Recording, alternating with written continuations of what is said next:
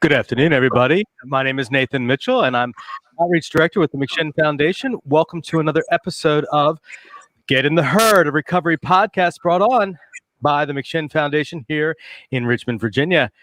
Today, we have two very special guests. Jeff Breedlove, who's been here a few times, I think, Jeff, but I don't think I've ever been on the same show with you. I think it was back with Alex. I think so. Exactly right. It's been a little bit, but glad to be back. Nathan, thanks for having me. Yeah, I remember listening to episodes while I was driving, while you were with Alex, and Alex is a fantastic host. So I hope we'll do good. But really happy to have you, Deanna. Now, I'm happy to have you, Jeff, of course, but have you, Deanna, because I know you got a lot going on. Plus, you're all the way in California, so it's what 4 a.m. there right now, or something like that. It is not. It's 11 o'clock. It's a great time of day here. Well, Deanna Allen with now you gave me. I have two different organizations for you. Who are you here with today? Today I am here with Solano Recovery Project. Okay. Well, good. Glad to have you here. And of course, you're here for yourself, as yourself. And of course, Jeff, I know you're with like every freaking organization in Georgia. You are with the Georgia, the Georgia Council on Substance Abuse.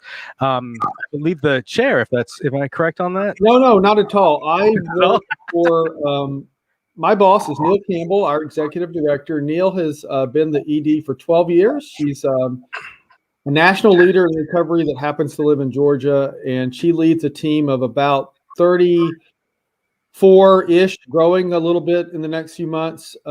Everybody that works for the council is in recovery, and the council's 21 years old this year. Wow, so the council is old enough to buy cigarettes. Right, sure. Not that we would encourage that or not, but sure, good. Well, I laugh because that law changed, I think, last year here in Virginia, and the age for cigarettes went up, and we still have 19 and 20-year-old participants running around here at McShin, and I sometimes have to roll my eyes and think, oh, how do I do this one? But good to have you both on the show.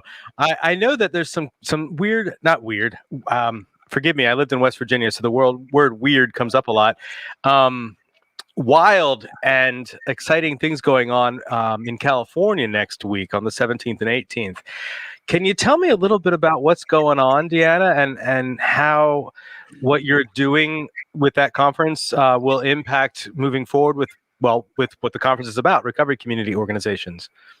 Absolutely. Yeah, I'd love to. So, thank you to COVID-19, nothing is really in California anymore. This is a virtual conference. And so it's open to everybody. I mean, it literally could be global.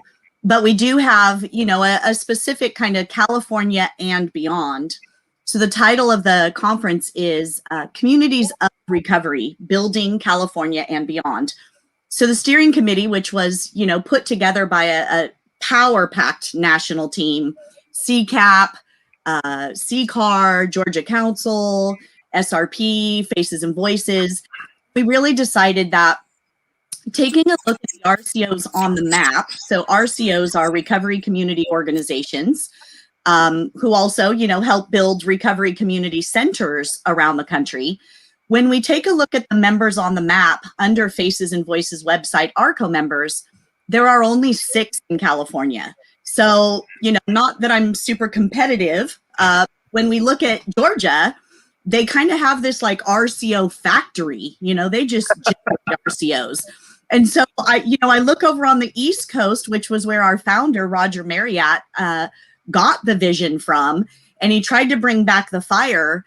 And, we say that when California moves, the nation moves, but California really kind of operates in silos too. So when I saw what Georgia Council was doing, I went to the Solano Recovery Project Board of Directors and I said, I really just think we need to grab their coattails and figure out how they've done it, how they have successfully built and supported so many RCOs. So as a recipient of B Corps, which is Building Communities of Recovery grant, we had said that within our 3-year grant cycle, we wanted to do the first statewide recovery conference. And really, because our vision was to increase the number of successful RCOs, we thought this would be a tremendous way to do that. So we've been working with this nationwide steering committee for 9 months to put together this powerful 2-day virtual event. And, we've combined 4 different tracks where, we're going to have one focusing on RCO development and recovery support services, which is what RCOs are designed to do, peer-led recovery supports.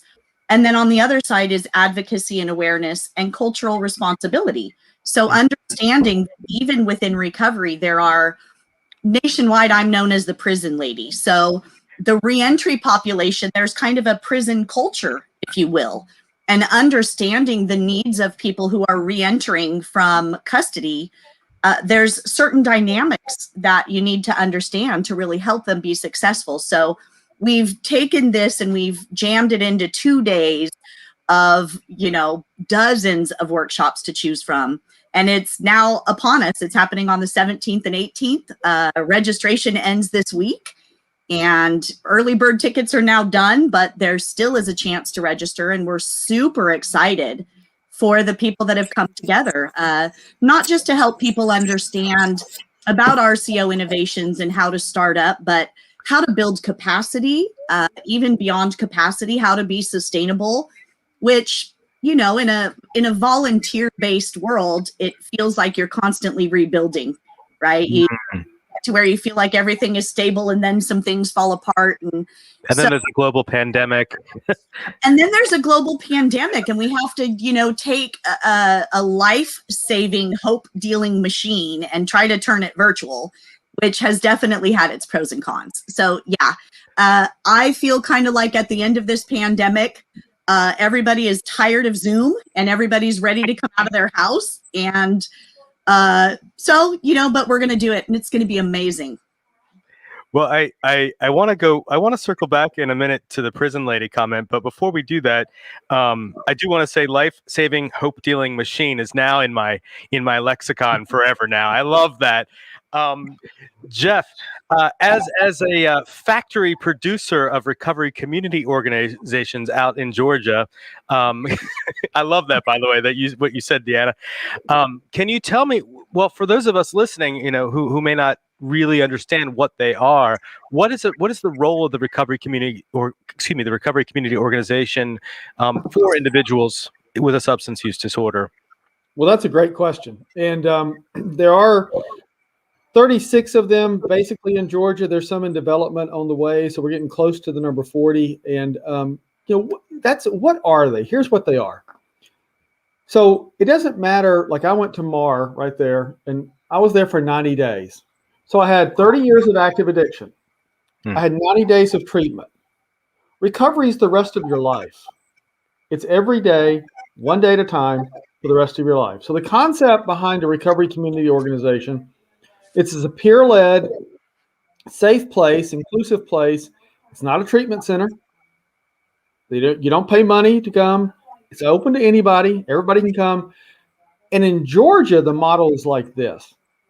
Yes, there's certainly some legal structures of things you have to do and not do, and all the legal stuff is there. Don't get me wrong. But within those legalities, you go through a 9-month process to become an RCO. It takes all kinds of different levels of community buy-in and participation. And the reason why is we want to not just say we're inclusive, but we need to be inclusive. We've got to know what's going to work in that community. We have them in urban Atlanta, suburban Atlanta, and all over rural Georgia.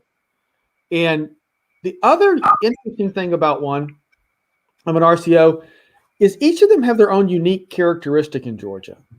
And some of my favorite examples is we have one in downtown Atlanta. It's very close to my house. That's in an old studio, and it's all about art. And they're known as the Art RCO. And there's, if it's art, they got it. And if they don't have it, they'll get it, but they already got it. Then we have one in Southeast Georgia, very, very rural Georgia, that created a drive-through food pantry distribution. Why did it have to be drive-through? Because people in rural Georgia, Black, white, Hispanic, very proud, didn't want to get out of their car and be seen going in. So it wasn't working. But they told the people, well, we drive through. So that's what they did. They drove through because that's what the community wanted. Now I'm told, and I've seen it once, some days the line is like a mile long. People need help. And the last example I'll give you, we've got one that's it's the only one that's gender specific, but it's gender specific for a very important reason. It's in Athens, Georgia, where the University of Georgia is. It's called Divas Who Win, and it serves primarily women who have survived the sex trafficking industry. So, of course, they need a special safe place, and they have it there. But these are unique places that you can just go chill out. You can come every day, all day, once in your life. But I call them, and I hope the folks that do the hard work at these don't take this anyway, but the compliment, I mean it. I always say it's like a country club for people in recovery that you don't have to pay dues for. You just, the door's open to you.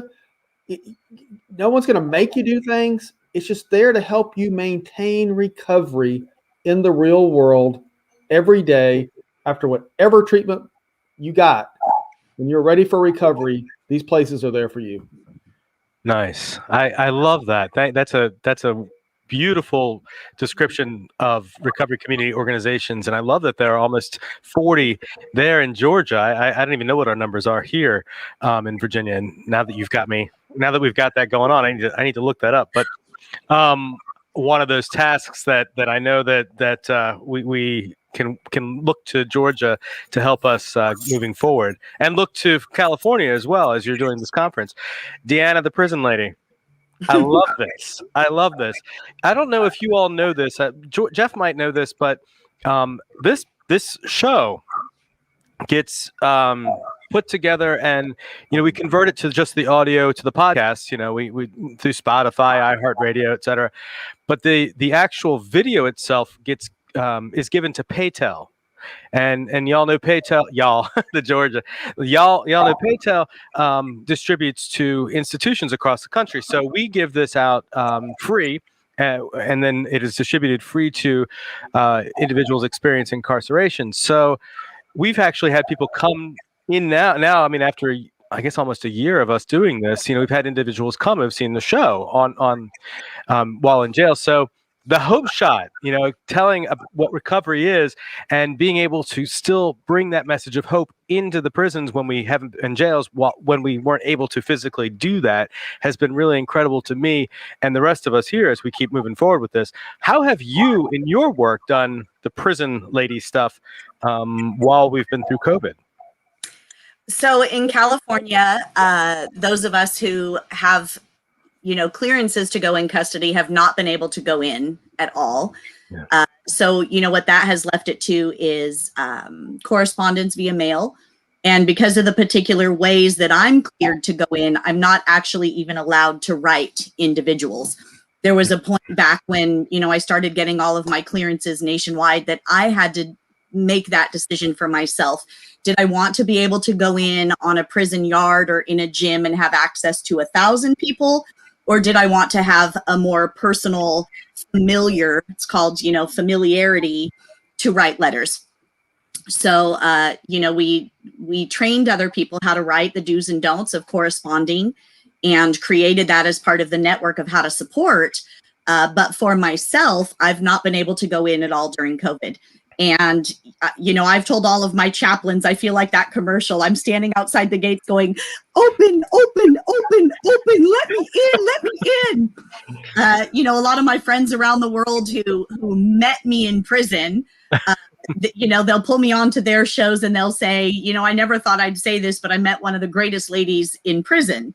And so that kind of starts out a lot of conversations. But most people are trying to get out of prison, and I can't wait to get back in. So, right, I feel you on that. Yeah, we've just had our primary election here in Virginia, and on the ballot was the sheriff in Richmond City, where I actually live in Richmond City. We're in Henrico County. McShin is in Henrico County, but I live in Richmond City, and the sheriff there had a Democratic challenger and no Republican challenger. So whoever won that but that was one of the topics, is when are we reopening and when are we putting, the services back in? And she's a big fan of McShin, and it looks like it'll be soon. So we're looking forward to that. I know other programs, that we've been able to modify and put something in, at least get material in, and have the individuals who were in those programs, before COVID, continue to run and to continue in a peer-led capacity. So what I love about that is that, talking about what happens next, that reentry part, right? That's a part of my story. So as reentry was a part of my story, coming to a community and developing individuals who can hold me accountable, but also help me along the way, and with less judgment. I would love to say no judgment, but I'm a human being. I'm a realist, and with less judgment and more help, inclusive, safe, spaces. So this is what there is. These recovery community organizations are a godsend for reentry. So, and being able to get into that space is so important. What do you hope to get out of the conference that you are all putting together next week? Really the outcomes, I feel like anytime that I've done, so my nonprofit Abundant Place actually is a community development organization. And so the purpose is to develop the strength of the community, which, we would call the net, those who catch the people that are coming in that need assistance, right? Hope, help, or healing, whether it's addiction, whether it's mental health, whether it's tragic loss. So many of our folks, like myself, I became addicted to methamphetamines, self-medicating from, undiagnosed complex PTSD, every form of abuse that you could imagine, that ultimately led to suicidal attempts, failed, not understanding the depression and the anxiety that came just from being in the world. So although I was never arrested, I lived behind invisible bars my entire life until, I laid down the pipe, right? Why I say I'm a hope dealer is when I would share my testimony around the world, I would say I used to be a hopeless dope fiend until I became a dopeless hope fiend. And that's how I became a hope dealer. Right. And so that there are people everywhere in our world that need the hope that we have. They need to know that it is possible to recover, and that you do it one day at a time, sometimes 1 hour at a time, sometimes 1 minute, 1 second at a time when you hold on. And so really what we wanted to do is to develop more RCOs around California and the Western region. So Washington, Oregon, Nevada, Idaho, Hawaii, of course. If I'm forgetting anybody, I apologize, but we kind of have a concentrated area where, again, if you go back to that ARCO, the Association of Recovery Community Organizations, when we say develop capacity, how do you make sure, along my journey? So for those who are listening to this in custody, shout out to all the Daughters of Destiny nationwide, the hundreds of thousands of you that I haven't seen in a while, is how do you make sure that the community truly is a place of safety? So you had mentioned, not being judged. Part of, developing 25 states to be helpful responders, right, is to do no harm to those who have already been harmed. We used to do technical training like for advocates, right, victim advocates who had their opinion about prisoners and the crimes they committed. And so we would take the victims advocates in as part of our team, and they would just be weeping at the end of the event. And we'd always do a recap, and I'd say, so, tell me a little bit about your experience. What did you think? And they'd say, they're victims too. And absolutely, right? Unless you've walked in their shoes, you have no idea the traumatic, the adverse childhood experiences that they had that led them to that mistake, right? And very much of those mistakes were made under the influence. But behind that story of under the influence is a struggling human being who's just trying to survive, who can't even imagine thriving, right? There's survival, but like me, my addiction was my suicide on the installment plan. There were ways that I could imagine taking my life. So withering away to nothing at 88 pounds, there was no reason good enough for me to live. Not my children, not the next relationship, not the next work success. I just wanted to die, and I wasn't brave enough to try any other ways. So I played that Russian roulette with methamphetamines, and I lived in risky behavior, trying to die to meet my maker. And so really the vision, I think, of this conference is to help the community with awareness, right? That's why we have the track that's cultural awareness and responsibility. It's more than just being aware, right? I'm a trauma expert by lived experience, but now I have certifications in helping people heal from their traumas, and generational trauma, which is what we see in the youth and the at-risk youth, and the gang involvement is generational trauma that's under, as part of this ginormous story.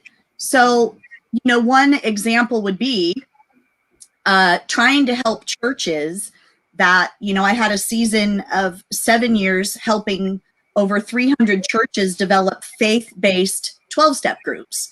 So kind of a parachurch where people like me would not feel comfortable walking in with church ladies all dressed up and would judge me just by my appearance. I could tell you I was, a square peg trying to be jammed into a round hole.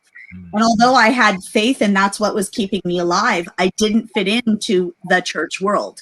But I fit into a faith-based recovery world.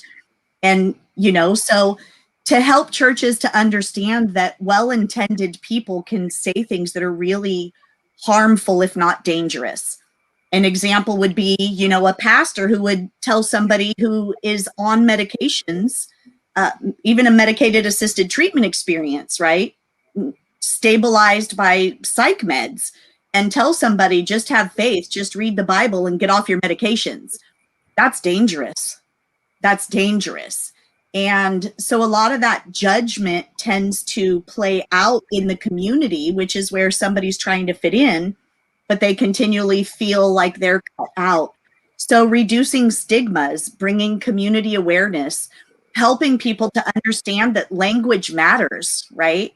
That there are some trauma-informed and trauma-responsive trainings that you can take to understand people already feel like they've let society down. We are our own worst critics. Nobody can beat me up worse than I can beat myself up. My soul murderer, my inner critic. And to feel like somebody says, wow, I'm so disappointed, that can crush somebody. Just saying that, right? That shame tape that they play, and that inner child that already was not nurtured with compassion. And these are some of the things that I think RCOs really represent, because they're peer-led. So there's always this mentality of us and them, right? Like my contracts with probation. Why are, my trauma classes so much more successful than if a probation officer is facilitating the class? Because there's that division of us and them. Well, us is peers. It's us in the community that have found our way by following instructions of others who were ahead of us. And we have that to give away. And that's how I got 28 years, by giving away what I received freely way back in my life. So, there's a whole lot that's in the design of what we're trying to accomplish, but anything we do at this level is really just the beginning of a conversation. It's let's all come together and have this conversation. And from here, let's determine where we go, right? Nothing about us without us. So where do we go together as a state with 58 different counties to move these mountains? We're in a state where everybody thinks treatment is the answer. So one of our plenary panels is, what's the difference? What's the difference between treatment and recovery, intervention and prevention? If you don't know, you think the answer for everybody is treatment, when millions upon millions of people have gotten clean and sober, long-term, lifelong in recovery, right? Some are on a harm reduction path. Some are stabilized on medications, and thank God for those medications, because it allows them to have a good life that they may have died without. And so that is all part of the conversation. That's beautifully said. Jeff, pivoting over to Georgia and what Georgia's accomplished with 36, you said, recovery community organizations? Roughly. Yeah, roughly, and getting close to 40. What do you attribute or what are the characteristics of a successful recovery community organization? Oh, that's a great question. And I'll say immediately, it's community buy-in. It's being inclusive of different stakeholders in the community. So you bring them in the process, and you look around and see where one would make sense. You listen to people, you learn from people, and then they will let you lead. And so the whole idea is that we just incorporate anybody that wants to be a part of the process, and you tailor make that RCO to serve the needs of that individual community. Local's always better. So an RCO in Sacramento may look a little bit different than one in San Bernardino, a little bit different than one in Redding, and a lot different than one maybe in San Diego. But they'll each serve those different communities in California the way that community needs to be served. And that's what we've tried to do here in Georgia. It was Neil Campbell's vision a number of years ago. It's the vision of all the men and women that run these RCOs every day. And I wish I could name all their names, but these are recovery champions in Georgia. They go into prisons here. They bring that message in. They earn that trust of the sheriff. They've earned that trust of the DA.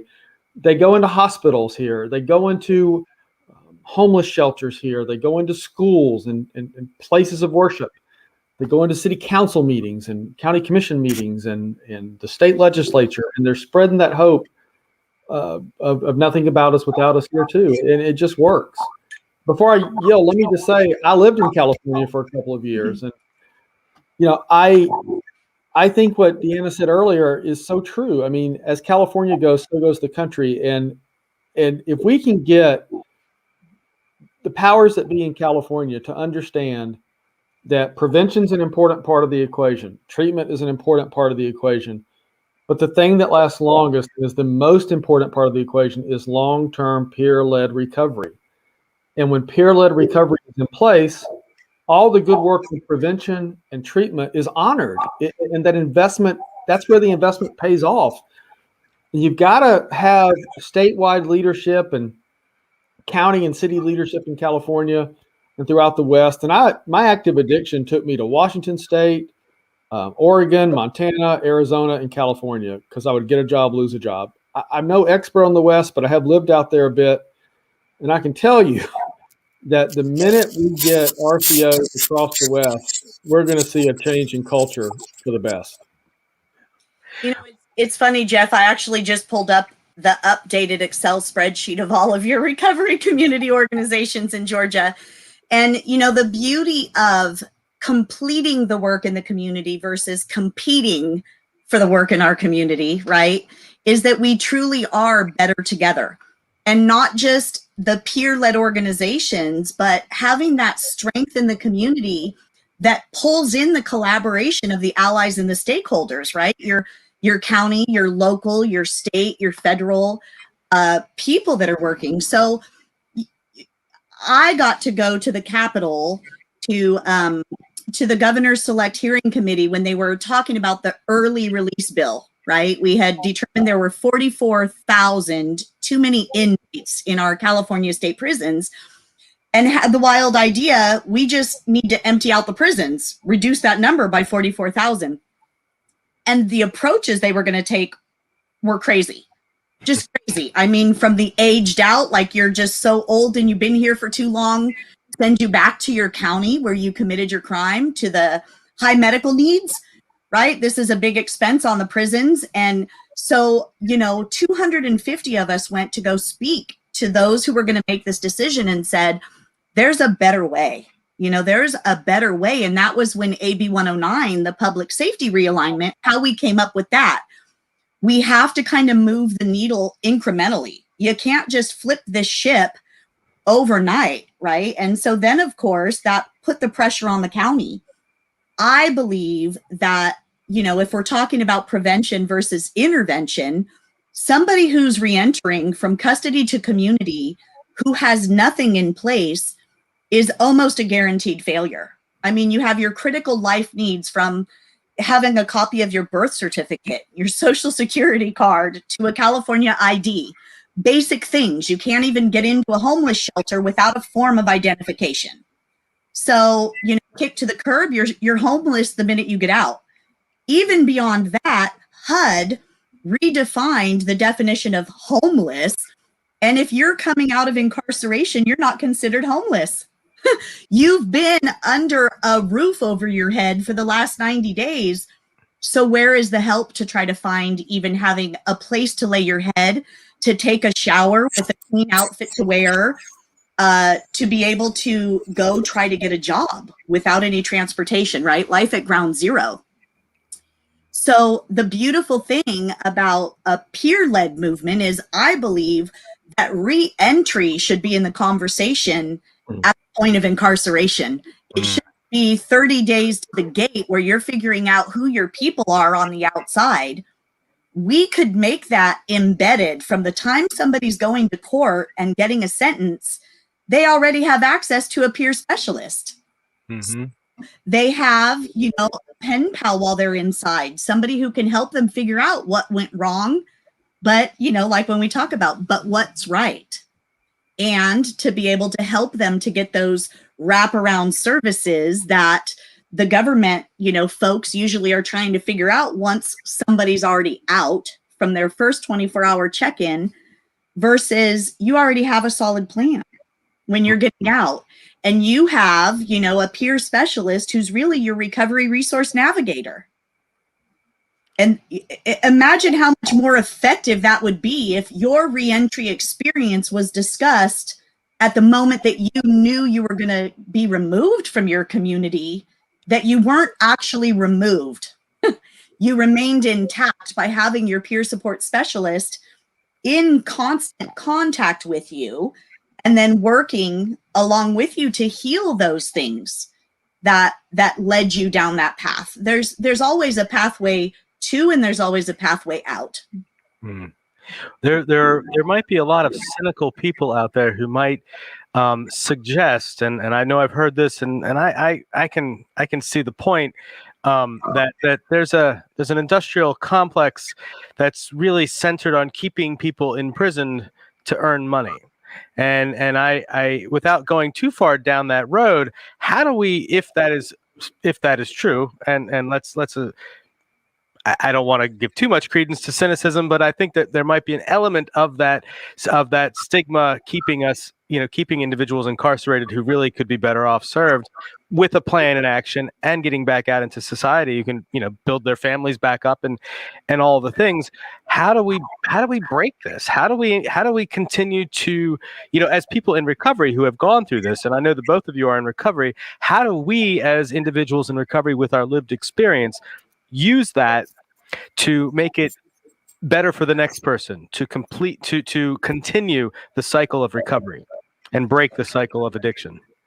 I feel like Georgia Council really kind of has a grasp on how to do that, right? It's through advocacy and awareness. In one of our statewide reentry conferences that I got to do with the Federal Reserve Bank, we brought in Rod Hickman, who was the secretary at CDCR, who put the R at the end when it was just CDC. So when you have this conversation and you understand it's people, we're all people, right? Many people have committed more heinous crimes, not even under the influence, and just never got caught, or had enough money to be able to hire a great attorney who, ended up not allowing them to go down that path where others don't. That's part of the problem too, right? Is the inequality of the justice system. And again, how much of the money is behind that. But, Rod talks about when it was the California Department of Corrections, it had become just about correcting. So more of that penal side, it's punitive. You've done damage and we're going to punish you, versus we're going to rehabilitate you. But again, that comes back to prevention versus intervention. Is if we look at the children that are coming up, even in this zero tolerance pipeline from the schools to prison, right? There isn't any rehabilitation if somebody has never been habilitated. So kind of the same thing about my recovery. I'm not recovering something I ever had. I'm discovering who I was always intended to be. So am I a woman in recovery or am I a woman in discovery? Ooh, ooh, I like that. And again, so with advocacy and awareness, I feel like as we do the family functional stuff, in the homes that we run under my nonprofit, we are always doing 3 generations of recovery work. 3. We have the mom who comes into our gender-specific, trauma-informed, sober living home, who very quickly gets reunited with her children. So we have those 2 generations, but the children are often being raised by the grandparents. And part of that trauma or dysfunction occurred at that generation. So now we have this conflict with 3 generations being impacted, and we know the outcome. We know where the story goes. So I feel like if we continue to have these conversations, bring the awareness to the surface, and advocate for change at a generational level, we're going to see a lot more success. You know, kind of the philosophy of let's put ourselves out of business. What if we started in the schools sharing our stories? You know, what if we started identifying the traumas that are already indicators of substance use or mental health needs? Yeah. Early on in my role in outreach with McShin, I did go to I think it was a middle school because they were older middle school students, and I was terrified. You know, I think I had maybe 16, 17 months of recovery under my belt, and I'm thinking, what am I going to? I'm in my 40s. How am I going to connect with these kids, right? And tell my story and be honest with my story, you know, but not terrify them or get run out by the teachers.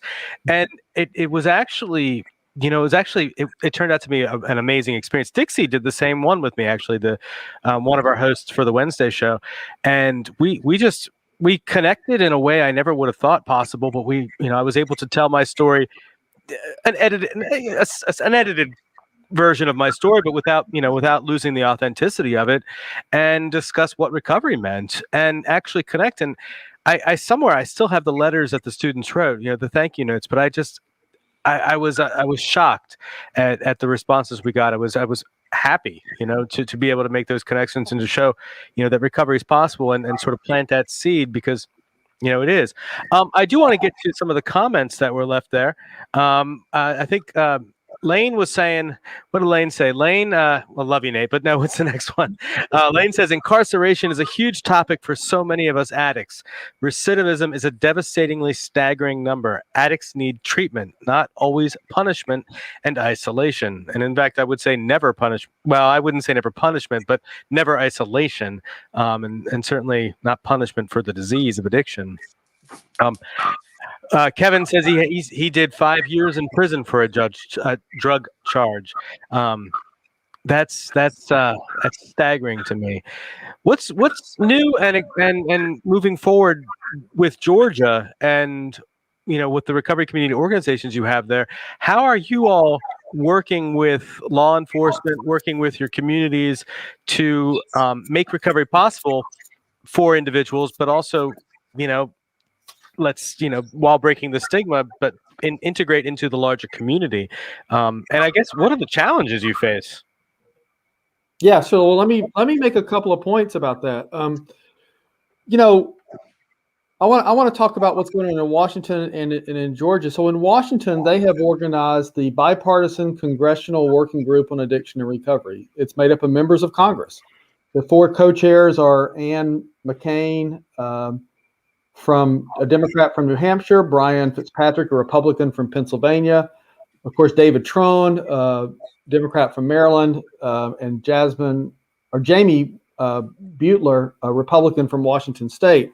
There's over 100 members of Congress that are going to start working on recovery issues. In Georgia, we have the General Assembly Working Group on Addiction and Recovery. It's about 50 members. It's bipartisan. We have some co-chairs that are Democrat and Republican. And this, I guess, is the first place we're announcing this, but we're going to be rolling out next week the local government working group on addiction and recovery here in Georgia. We have 159 counties, 536 cities. So that's a lot of elected officials and senior appointed officials like police chiefs. And we're going to be working to get them into an organization promoting recovery. And this is why I think that's so important. There was a piece of legislation that did not pass in our General Assembly this year. And it was the Raise the Age Act. In Georgia, if you're a certain age, you're automatically sent into the adult system no matter what. And a lot of those young people, the root cause of whatever else they did was substance use disorder. And we firmly believe that they're better served in the youth program so they can get more treatment instead of being put into the adult system at such a young age. Well, you would think there'd be no opposition to that, but of course there was. And unfortunately, two of the people that spoke against it were the Georgia Sheriff's Association and the Georgia Association of Chiefs of Police. And it was terrible, their testimony. I mean, it was biased and discriminatory and just horrible. We know some sheriffs support us. We know some police chiefs support us, but we haven't got the associations yet to support us. So that stigma, that bias is there. The county, commissioners have an association in every state. There's an association for all the elected officials. So we're organizing now at the local level in Georgia so that once we get our team in place, we can get them working within their associations so that they can educate other sheriffs, other police chiefs, other county commissioners, other city council members and mayors. You know what? You should be supporting a piece of legislation like that. And the second point I'll close with is this. I fundamentally believe this. If there's so many issues that divide us in this country right now, but if there's anyone that can unite us, it's supporting recovery. There is inequality and inequity in a lot of the aspects of how we deal with the disease. Absolutely. But there's no discrimination on who the disease itself can impact. The science part of that, the disease, it doesn't care. Humans are flawed in how we deal with it, but it'll impact anybody. And what I don't understand from our elected officials and business leaders and stakeholders is why we can't get past this stigma. When are we going to get to the point where conservatives can say, if we think differently about incarceration, guess what we can do? Save local taxpayer dollars. Instead of running Jeff Breedlove through the system 4 times, time after time after time at a lot of dollars, let's try something new that costs the taxpayers a little bit less dollars. So it doesn't matter where you're coming from, what motivates you. My argument is, if you're a conservative and you care about tax dollars, let's talk about tax dollars. If you're a progressive and you care about people, let's talk about how you help people no matter where they live, who they love, how they worship, any of those things. But let's be willing to reimagine how we deal with this. Mm-hmm. If we don't, it's only going to get worse, not better. That's why we say that recovery is a purple issue, and the color of recovery is purple, and I use that, of course, politically as well. For me, I vote the issue, and I have my rights to vote back. I don't know if you all know, but in Virginia, you lose your rights as a felon, and you have to petition to get them back. Although we've had a string of governors who've made it fairly easy, so that was cool. There were some other comments I wanted to say. I think Robert Legg, he asked about recovery buy-in. Could someone please, or not, community buy-in. Could someone please define community buy-in as it applies to starting an RCO? I think you mentioned that, Jeff. I think. Sure. And maybe tell Robert. Robert's a longtime listener here. I know Robert. Yeah, he's cool. No, Robert's very cool. So Robert, here's what we're talking about. So we have a formalized process to start an RCO. It's very formal. There's also, of course, informal community buy-in, but I'm going to talk about an RCO in Georgia. So, Jeff and Robert couldn't just say, hey, we're going to start an RCO in this community. It doesn't work that way. The way it works is you come to the Georgia Council, we're the statewide RCO, and you begin a 9-month process of going to internal meetings to show a plan, to come up with a business plan, a community plan, all these different types of plans. But externally, you have a series of meetings that you have to hold on set dates and set places and all that, so that you have to advertise it and promote it a certain way, because we want to make sure that stakeholders from business, faith, education, other community type organizations, other people involved in the recovery world, everybody, law enforcement, everybody gets a seat at the table that wants a seat at the table, so that we hear perspectives, we learn things, we learn what will work in that community. And look, the bottom line, it takes money. You know, you got to be able to turn the lights on and do things. So we got to have a sustained plan. It's a long-term plan. So what we mean by community buy-in is, instead of going into a community, I've heard Neil Campbell tell me this when she was teaching me this over and over, because I'm stubborn. She has to teach me multiple times. I'm stubborn too. I get that. Yeah, I mean, you know, Neil and Jeff can get a map of these 159 counties, Ooh. and we can say, well, heck, we ought to have one. Well, I'll give you a real example. We do not have one in Savannah, Georgia, one of our most famous cities.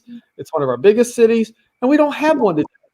Now, we could walk down there tomorrow and say we're going to have an RCO, and it won't last very long because we're not from Savannah.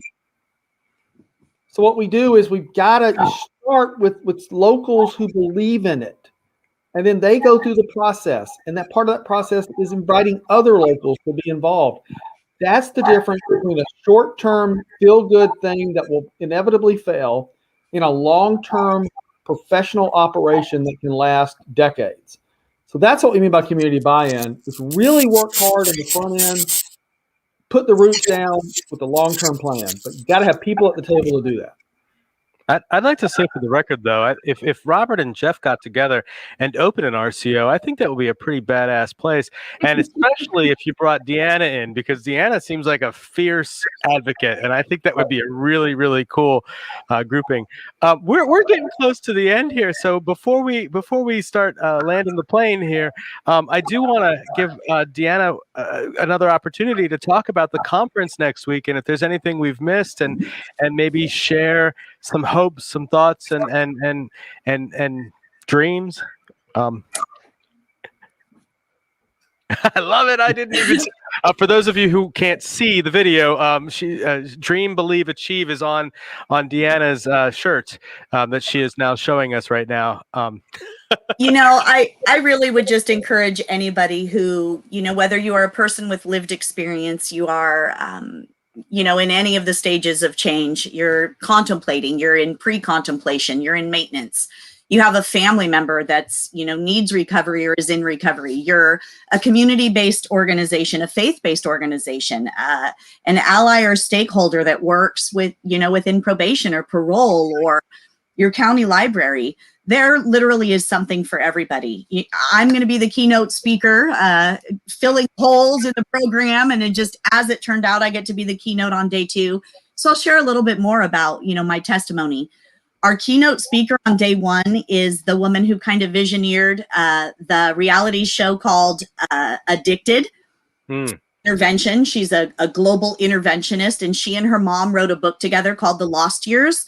And so Christina Wanzelek, you know, was the addict, and her mom, Constance, was the codependent who painfully had to close the door on her daughter. And, you know, and she cries when she tells the story. I literally just waited for the phone to ring or the knock at the door to tell me that my daughter was finally dead. And they're going to share their story together, and it's powerful. We have, you know, the Recovery Cafe Network is going to be there, creating a healing community through cafes, right? Talk about just cool vibe to hang out.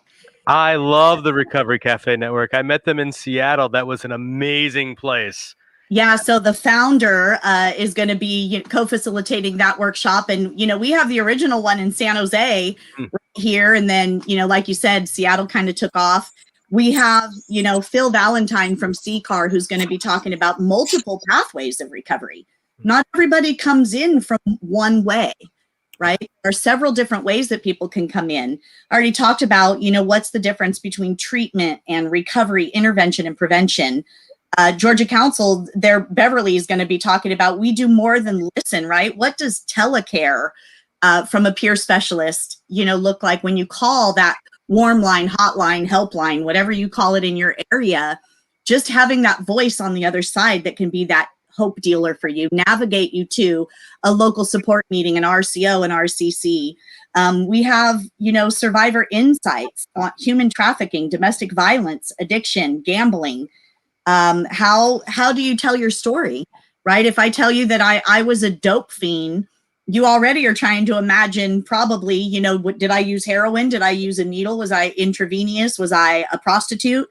But, how much more common is it if I just say that, I'm a woman in long-term recovery, and what that means for me is that for 28 years, I have not used, illegal mood or mind-altering substances as a way to comfort, cope, or escape the complex issues I deal with PTSD, depression, and anxiety, right? And having that has allowed me to write 5 books and come before more than 500,000 incarcerated women, and to tell them my story and to help people not commit suicide in prison like my little brother did, right? We have, so much. How do you build a successful RCO, like from the ground up? How do you write grants, right? The nuts and bolts, the tool, so much, right? Just so much craft, which is the community reinforcement and family, right? We keep talking about that family dynamic, and craft that came out of USARA in Utah is a phenomenal model for, stop nagging on your loved ones, and you take power back over your life, and it's better help, for the one who's struggling with substance use disorder. We're going to talk about opioid overdoses and how to destigmatize medicated assisted treatment and recovery, right? There's so many stigmas. Everybody has an opinion. Tons and tons and tons of networking opportunities. And who doesn't like to hang out with cool people, right? I used to say that I thought volunteers of people who help people recover were the coolest. And then I found volunteers who helped the incarcerated and those reentering. And my life is just surrounded by millions of cool people. So come and meet some of them, get that one nugget. That's beautiful, Deanna. Just before the show, I texted Honesty, our CEO here, and I said, we're talking about the conference, and I said, I asked her if she was going, and she can't go, and she said, well, if you want to go, she would pay for me to go, or the organization would. And I said, well, I'm not really sure. I'll see how I feel after I talk to you both. And not because I don't want to do it. It's I have a lot going on next week. And then I thought, well, shoot, I'm listening to the two of you. I can't possibly miss next week. So I will sign up and I will show up. And I'm really grateful because, especially knowing Recovery Cafe will be there.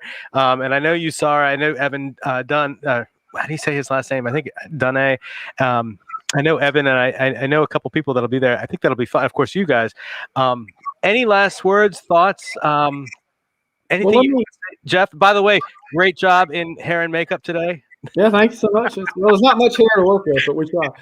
Hey, I want to say 2 things real quick. First of all, Deanna deserves major, serious thanks. What she's doing and this coalition she put together to help her do it. I know she's not doing it by herself, but she's the lead, and it's tremendous. It's work that's much needed in the West, in California in particular, and it is going to be a great conference. I strongly encourage you to go. I've told her that I hope next year we're in person so I can get an In-N-Out burger. If nothing else, I'll get an In-N-Out burger out of the whole thing. I'm with you on that. Right, exactly. It's worth going to. Yeah. But it's going to be a great conference, and really will, if you have any interest in recovery, you should really make it a point to click on that link and join. I want to end on a comment about RCOs in Georgia. If anybody out there that hears this has any interest, contact me. We're on social media at the Georgia Council on Substance Abuse on all the platforms. And I'll make sure you get in touch with Gene on our team and Brian and Bianca. They're our RCO team. I want to make sure I acknowledge them, because under Neil Campbell, they're the ones that work on this every day, not me. I'm talking about the good work that they do. But they will help you. They'll dialogue with you. They're happy to talk about the Georgia model if that would be something you'd be interested in. So if you find me on social media or the council and get to me, I'll make sure you get in touch with Gene and Brian and Bianca, and you can meet the team behind all of our RCOs, because they are great leaders. And I just want to thank them for their hard work. That's fantastic. Thank you, Jeff. And it's amazing to have such strong leaders in this space, and to have you both on the show together. I'm really grateful. Thank you. For everybody, of course, to Justin and to Derek over here, thank you for producing today. Yay, I like it too. For everybody listening, who didn't watch but is now listening, thank you for watching, participating. I want to do a little shout out to Lego. Lego did their Pride Month Pride Month set that they put out, and I just got mine in the mail yesterday, so I put it together and I had to put that there just so we had some fun for today. But y'all are awesome. Can't wait to hear more about what you're doing and see you next week. So thanks again, everybody. We'll see you on Monday. Next week, we've got 5 shows. We're doing a build up to Father's Day. So we're doing families and fathers all week. Every day next week. Boy, I can't talk. After an hour, I'm done. But we got some good stuff. I'm going to be interviewed. I'm going to be a guest on the show on Monday. Jesse Wysocki is going to be interviewing me with my mother and possibly my sister, although she doesn't know that yet, but I've got to get her, but my mother for sure. And then we're going to flip that script on Friday next week. I'm going to interview Jesse and Jace, one of his children. So, and then of course, during the rest of the week, we've got some other episodes. We got Wednesday, the Women in Recovery. Tuesday's going to be we don't know what we're going to do Tuesday yet, because Tuesday's my birthday, and I'm going to be 28. So ish. Thank you. And then Thursday's going to be a great show. We've got some exciting things. So just check it out. Make sure you look at that. Like us and find us and all the good stuff. Thanks again, everybody. Get into recovery. Thanks. Here at McShin, we believe in the McShin way, which is authentic recovery support service providers, people with lived experience, bringing that experience to those who need that lived experience in recovery. Here at McShin, we believe in many things to support our mission. We believe in women empowerment. What I love most about what we believe here at McShin is we believe in the authenticity of the peer-to-peer approach. Here at the McShin Foundation, we believe in giving people opportunity. Here at McShin, we believe in the inherent worth and dignity of every person. At the McShin Foundation, we believe in helping people reach their full potential. Here at the McShin Foundation, we believe in multiple pathways to recovery. Here at McShin, we believe in placing principles before personalities to help spread hope. Here at McShin, we believe that recovery is possible, and that any person seeking recovery can become a more acceptable, responsible, and productive member of society. Here at the McShin Foundation, we believe in self-discovery. Here at McShin, we believe in saving lives and offering second chances. Here at McShin, we believe you can do this. Here at McShin Foundation, we believe that we can only keep what we have by giving away, which is why we continue to help others like us seek and find recovery.